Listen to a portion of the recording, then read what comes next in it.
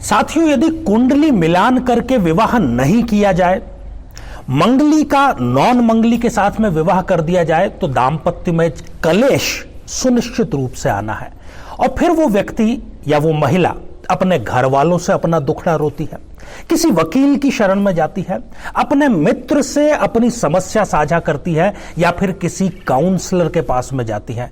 इन सभी के पास में आपको सांत्वना तो मिल सकती है, समाधान आपको नहीं मिल सकता, क्योंकि यह समस्या ग्रहों से जनित है। इसलिए इसका समस्या का समाधान ग्रहों के निमित्त ही हो सकता है।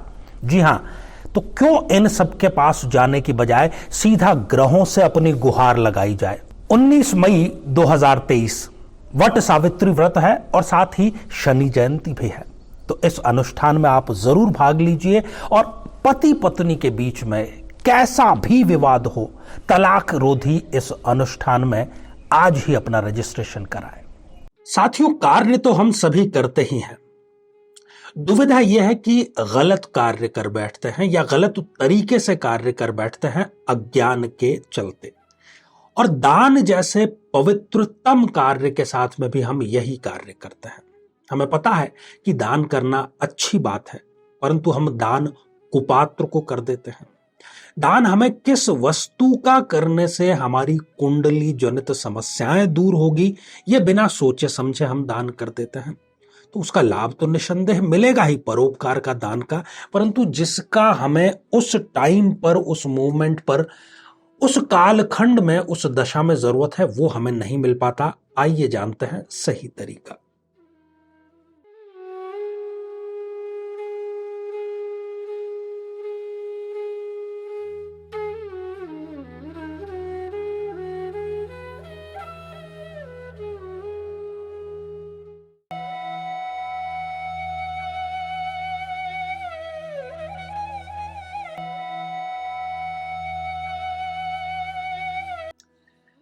तो मेरे बहुत ही प्रिय और बेहद सम्मानित साथियों, हृदय की असीम गहराइयों से अभिनंदन, बहुत बहुत हार्दिक स्वागत। साथियों, त्याग पूर्वक भोग करना भारतीय मेधा, भारतीय लोक जीवन का हिस्सा है, उसमें रचा बसा हुआ है। यदि केवल हम स्वयं के भोग के लिए संसाधनों का प्रयोग करते रहेंगे, केवल शरीर को प्लेजर देते चले जाएंगे, तो यह हमारे स्वयं के लिए नुकसानदेह है। तो इसी को लेकर के ये श्रृंखला हम लेकर के आए हैं और आज चर्चा करेंगे मकर लग्न की जन्म पत्रिका में। यदि आपकी मकर लग्न की जन्म पत्रिका है तो कौन से दान और कब आपको दान करना चाहिए, इस पर चर्चा हम करेंगे। यदि आपने अपने लग्न से संबंधित एपिसोड अभी तक नहीं देखा है तो यहां आई बटन में हम उसका भी लिंक आपको प्रोवाइड करा रहे हैं ताकि जाकर के आप देख सकें। साथियों, इस पर चर्चा करें इससे पहले एक बेहद जरूरी सूचना। यदि आप या आपके परिवार का कोई सदस्य तलाक या तलाक जैसी किसी परिस्थिति का सामना कर रहा है, तलाक की तलवार यदि उन पर लटक रही है, घुट घुट कर यदि आप जी रहे हैं, तो ऐसा आगे से आपको नहीं करना है, क्योंकि 19 मई 2023 को जबकि वट सावित्री भी है और साथ ही शनि अमावस्या भी है, तो एक अद्भुत अनुष्ठान हमारे दाम्पत्य जीवन को मजबूत करने का, तलाक को रोकने का, आप इसमें जरूर भाग लीजिए यदि आप इस प्रकार की स्थिति का सामना कर रहे हैं तो। और अधिक जानकारी के लिए आप जो नंबर है इस पर फोन कर सकते हैं। तो आइए साथियों, एक मकर लग्न की जन्म पत्रिका पर दृष्टिपात करें।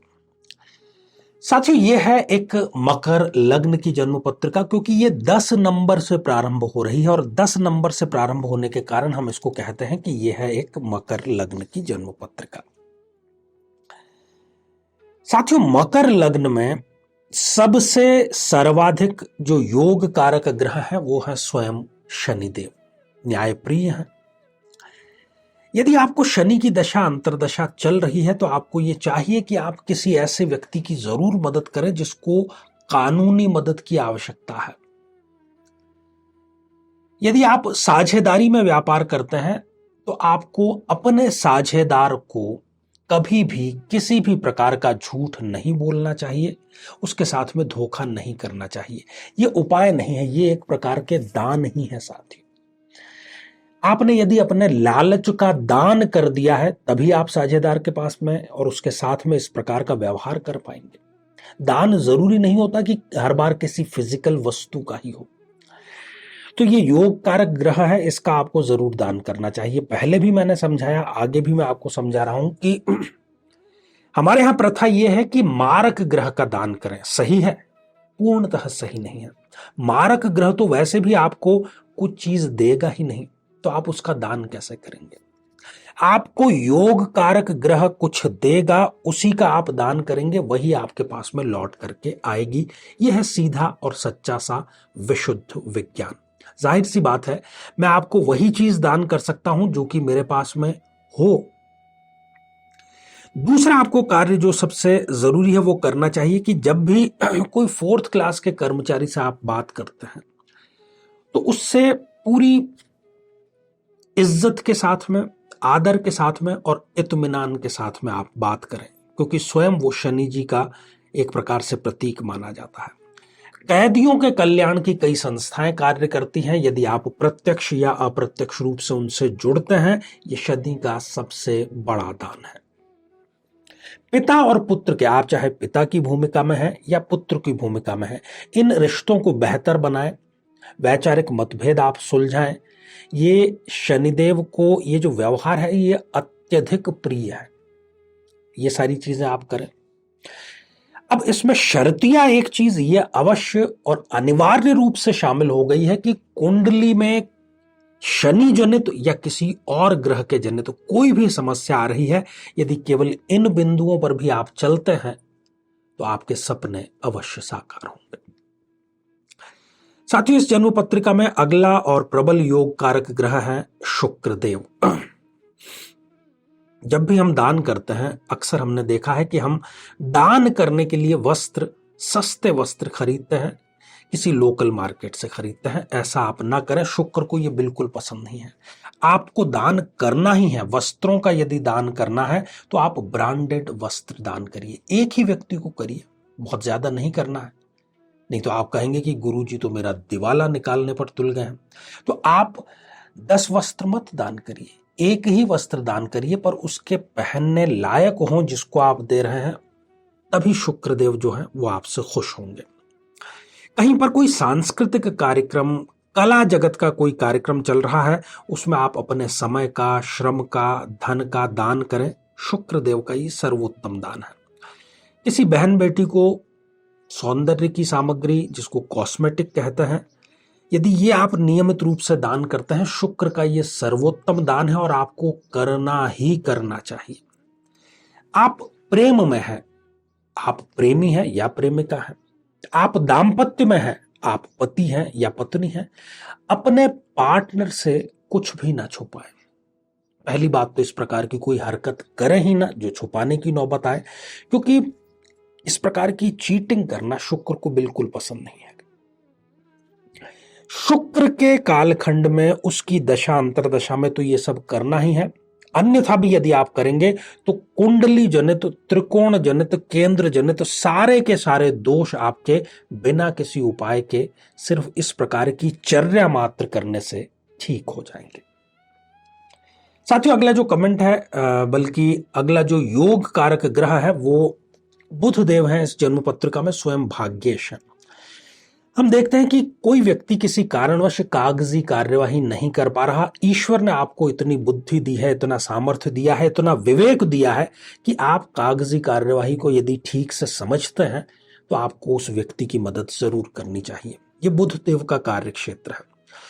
अपनी कुल देवी का कोई मंदिर है तो नियमित रूप से आप वहां दर्शन करने जाएं। उनके निमित्त जितने भी संस्कार हैं वो जरूर करें। कोई नवीन व्यक्ति व्यापार की स्थापना करना चाहता है, अनुभव उसको कम है, आपको अनुभव अधिक है, तो आप उसका मार्गदर्शन करें, उसको गाइड करें।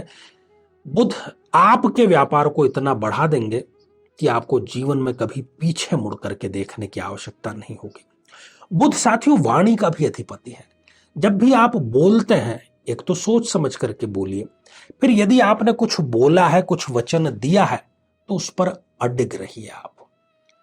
यदि आप मुकरने की प्रथा अपना लेंगे तो बुध आपको कहीं का नहीं छोड़ने वाला। कोई तीर्थ यात्रा पर जाना चाहता है, उसकी तीर्थ यात्रा का यदि आप प्रबंध करते हैं, उसमें किसी प्रकार का प्रत्यक्ष अप्रत्यक्ष योगदान देते हैं, ये बुध देव का सर्वोत्तम दान है।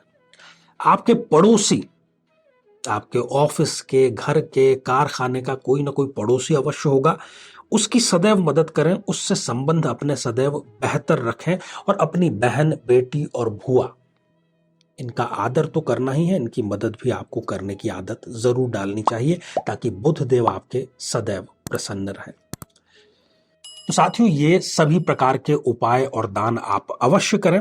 जीवन में किसी समस्या का सामना कर रहे हैं, जैसे कि शादी में देरी होना, पति पत्नी में मनमुटाव या तलाक तक की नौबत आ जाना, संतान का प्राप्त न हो पाना, नौकरी या धन प्राप्ति में बाधा आना, जीवन के प्रत्येक क्षेत्र में किसी न किसी प्रकार की बाधा आना, तो आज ही अपनी जन्म पत्रिका का संपूर्ण विश्लेषण करवाएं और पाएं समस्या से सदैव के लिए मुक्ति।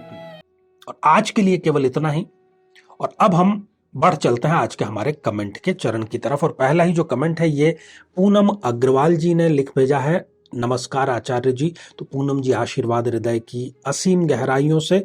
और अगला कमेंट अंजू मक्कड़ जी ने लिख भेजा है। प्रणाम गुरु जी, क्या माँ अपने बेटे के लिए ये उपाय कर सकती है? नहीं, देखिए, जातक को स्वयं ही ये उपाय करना होता है। और अगला कमेंट अर्चना सिंह जी का है, जो कि हमारे नियमित दर्शक हैं। जय श्री कृष्णा आपने लिख भेजा है। तो अर्चना जी, आशीर्वाद हृदय की असीम गहराइयों से। तो साथियों, आज के लिए केवल इतना ही, और इसी मंगल कामना के साथ में कि आप सभी स्वस्थ, समृद्ध और शांतिपूर्वक जीवन व्यतीत करें। नमस्कार।